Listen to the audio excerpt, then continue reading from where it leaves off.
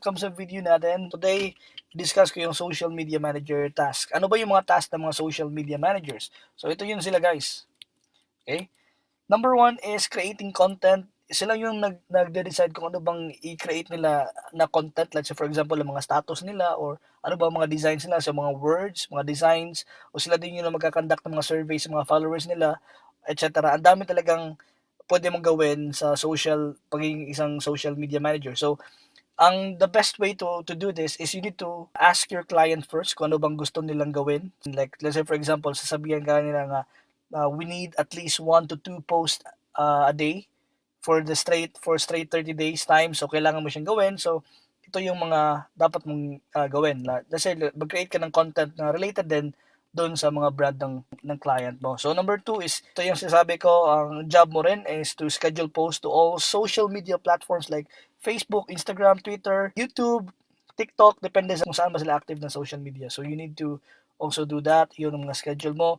Number 3 is, task mo rin is you're also responsible for inviting people to like, comment, and share sa mga post mo. And you're also responsible for, responding to comments kung may mag-comment dyan.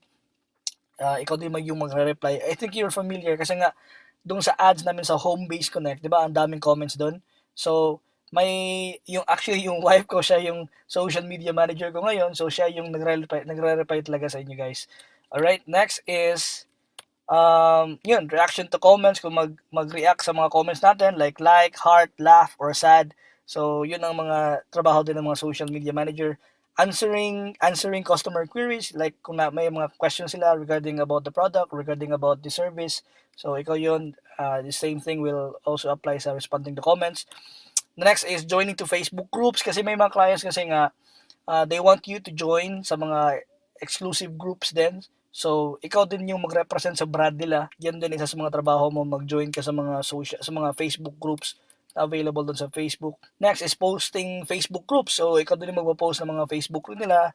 Like sinasabi ko, you're representing your client's brand as well. And gagawa ka din ng mga report, like mga reporting social media effort results like daily, weekly, or monthly reports. But I'll be talking about that later, and I'm gonna be sharing that to you guys live kung paano ba gagawa ng isang daily or weekly or monthly report. So, that's for the task. And different social media platforms will be coming up next, so stay tuned guys.